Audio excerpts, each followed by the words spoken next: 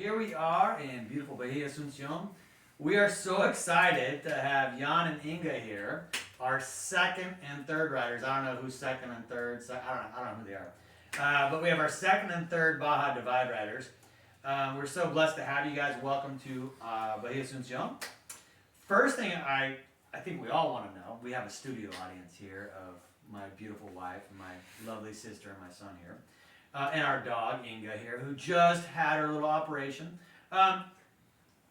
Why would you get on your bike and ride all the way down here? Tell us what got you out the door. Like, why are you guys here? You start? Well, what got us riding was, I actually don't know, in a way. Okay. But here's part of the story at least. So on our first date, we went for a mountain bike ride.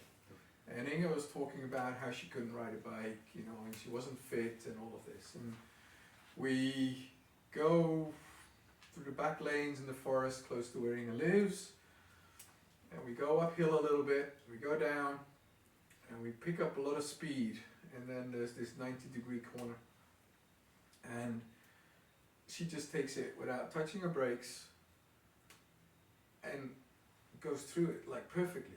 And I cycled a lot, I mountain biked a lot and things. It's like, well, that's not right. If she says she doesn't cycle much, how the hell can she take that corner like that? So then we talked about it, and then I found out all of these amazing things about her in terms of motocross, motorbike riding, and, Oh, wow. and all of this. But also finding out that she kind of had a little bit of enough of that. Fast forward to a trip that we took in Inga's self-built camper van, which took us to Spain and Portugal. And during that trip, we started talking about, and we'd only known each other like 2 months by then, so we were still getting to know each other. And we just started talking a little bit. Inga at some point asked, we were in the south of Spain, could you live here? And I went, well, maybe not so much here because this will be a desert in 10 years with all of the global warming and all the other issues go. Water is going to be an issue here, but maybe we could be somewhere else. Well, what would we do? I said, well, rather than talk about it, let's both write it down. What would our life look like? Or what would your ideal life look like, even if it was kind of together? And then we'll find some place and then we'll share our stories. So we found a fantastic place on the Atlantic coast in Portugal. We both got out our notes and we told each other about what our ideal life would look like. And it didn't include cycling. It didn't. It included lots of things that were very similar. Okay. That was cool. Then, about a week after that, we're overlooking this beautiful valley with lots of beautiful animals that Inga likes to photograph and everything. And all of a sudden she turns to me and goes, I want to cycle the world with you. Oh, wow. And I looked back and went, when are we going? Wow. And just like I that. think that is pretty much just like that. And that's when the process kind of started of, okay, so what have we just said? What does that mean? Okay, I got to stop you guys for a second. Sorry, Because you have a very interesting accent. And I just think the fans here of the Baja Divide would love to hear where you're from. So Inga, where did you come from? Like where are you guys from? I'm from the Netherlands, or Holland, Yeah. and live in the middle part of it. And yeah. Tell me lived that here I all want to my hear. life.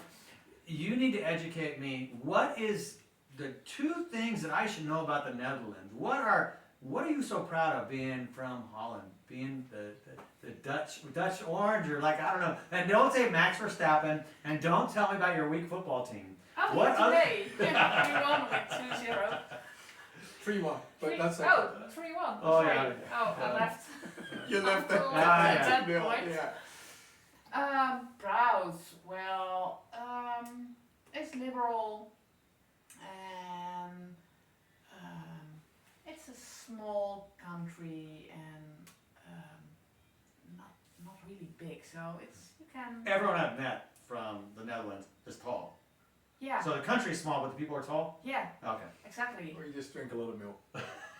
Yeah, maybe the milk or, yeah, Okay. must be the milk. So you guys met, you decided, hey, we're gonna circle around the world on our bikes. What got you specifically to the Baja Divide? And let's see here, we are in halfway down the Baja Divide, more or less. I know you've had some technical issues. What would be your top advice for that person on the other side of the camera that's saying, I want to do the Baja Divide? Like, would you recommend it? What kind of advice? Yes, no? What do you guys think? Go. Yeah. you go. Well, at the You go. beginning we just had which part of the world, and then, okay, we had the war with the Ukraine and Russia. So we decided to do the Americas, and Okay. we started Canada, and there, during the trip, you meet a lot of other cyclists, and you share your stories, and then you hear, oh, this is a nice route, that's a nice place to be, and then we heard about the Baja Divide, Okay. and we already cycled a part of the Great Divide, so Oh, yeah, it's yeah. the longest mountain bike trail in the world, and so we said, oh, the Baja Divide, that looks nice, and it's on our way south, so let's try that, and it's really amazing. It's every day. What's amazing? What's the first thing that comes to your mind? Don't think about it. Tell me what's the first thing that's amazing about Different sceneries. it. Different sceneries. Okay. Yeah, Okay. but on the same level, number one is the nice people over here. They are so friendly and they are so warm and yeah. I have to agree with you there. The Yeah. people in Mexico are And beautiful. and welcoming and helpful when you need it. And in terms of, why the Baja Divide and advice, is there are a lot of reasons that people might say why you shouldn't do it, Okay. or- Such as what's one reason why? or what it is that you need to do it, Uh-huh. and that if you don't do that, you're a bit crazy. We've had a number of people, quite a few people, who've ridden the Divide that we've met that looked at our bikes and gone, ha, on those, you've got to be mad. Mad because we ride only 2-inch wide tires. Okay. We ride with tubes and not tubeless. Okay. We ride with rim brakes and not disc brakes. Okay. But then, before hitting the Divide, we've already ridden, 7,000 miles on lots of varied kind of trails and in countries and all of that. And we've ridden stuff that other people have said, absolutely mad. And we've really enjoyed that. So even though we may not have, so in terms of back to the advice, even though you may not have all, the ideal equipment, Uh-huh. don't let that put you off. Just do it, and there are enough escape routes that if it turns out to be too sandy or too tough, too steep, too rocky, too watery, not enough water around, or any of the other challenges that make this route a really hard and tough route, still go and do it and ride it, because it just I think that blows leads. your mind. I think that leads perfectly into my last question or questions. We've talked a lot about getting out there and doing crazy stuff. I've told you my experience, and it's so easy to find excuses not to do something. I'm really curious.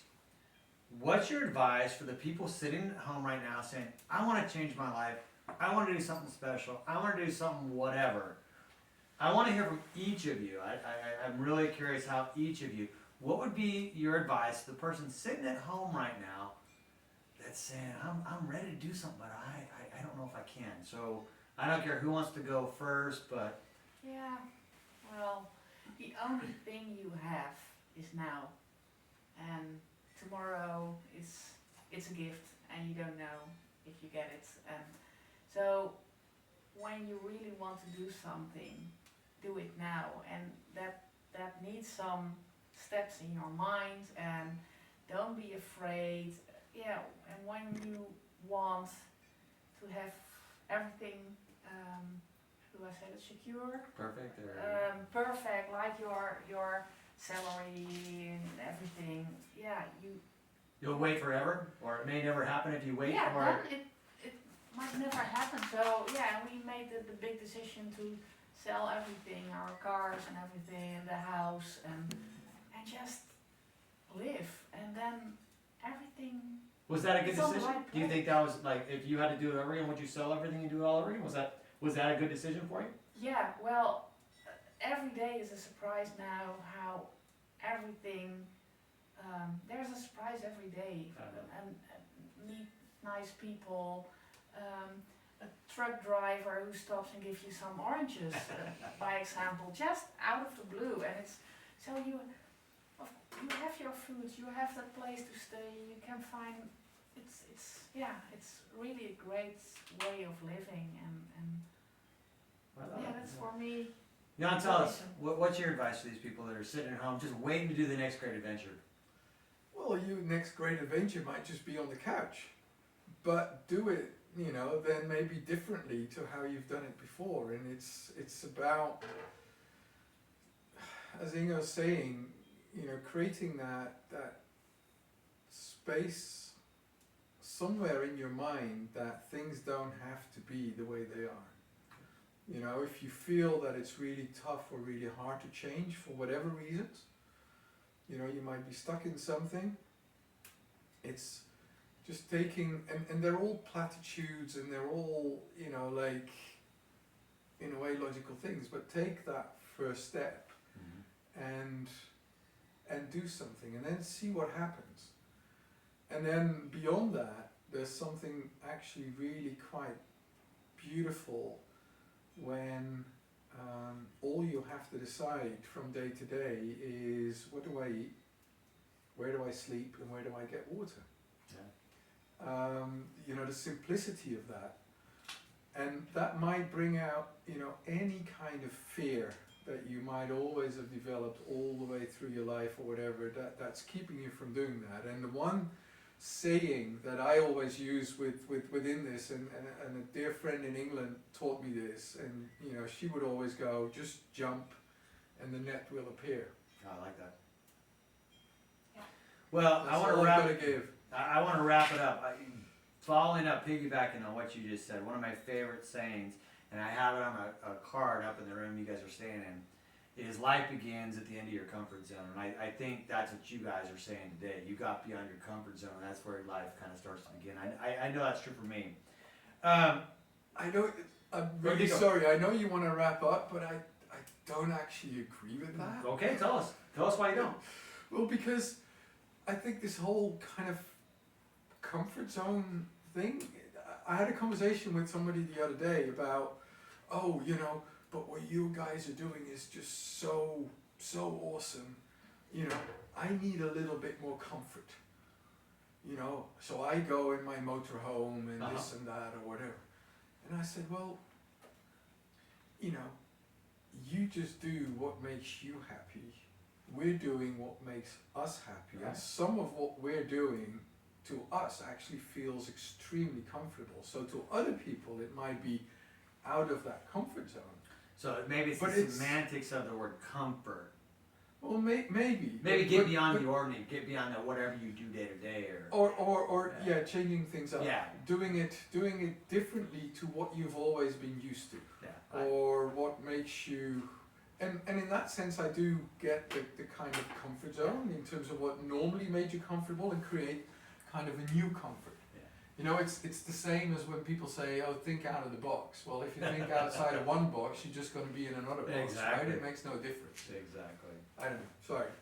No, I appreciate. I agree. I love this, and I can't say this enough. We, my wife, my son, my daughter, my dog, my sister, we really appreciate everything you've given us.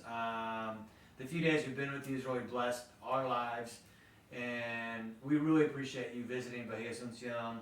And we wish you the best of luck on the future. We know you're going to be back to visit, And just thanks for being a part of our family and sharing your story with us. So, yeah. Well, Thank you so much. There you go. you're very, very welcome, and thanks for having us. Yeah.